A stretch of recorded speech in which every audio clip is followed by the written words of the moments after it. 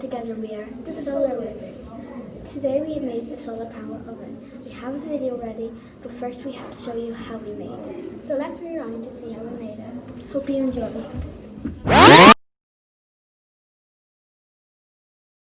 I'm Tess, and today we've made a solar powered oven. The main construction is a pizza box like one that we have right here. We cut out a square in the middle, about 2 inches from the edge. We lifted up this and covered this in tin foil. And then we got a chopstick and we put that here. We tried to put it on the other side, but it wouldn't stay. If we lift it up here, you can see that at the bottom we have cling film that traps the heat below. We also have tin foil at the bottom, then construction paper, and we also have a thermometer to see what temperature the oven goes up to. The highest that we have now is 45 degrees. Last time we cooked s'mores in them.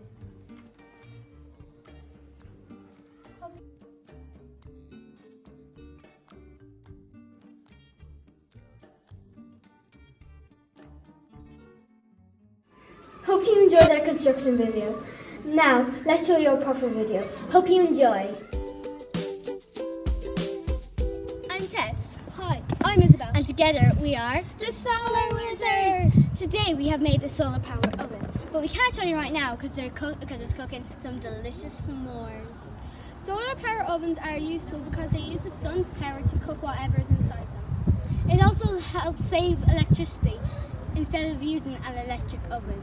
So shall we go show you how we made it and what's inside?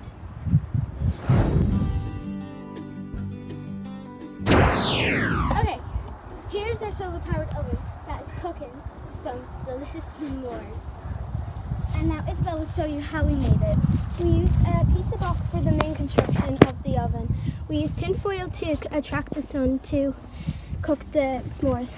Inside we made the s'mores with 2 biscuits sandwiched between a marshmallow, and we used cocktail sticks to stand it up so that it can bounce off the sun. The tin foil is to cover up, and that's it.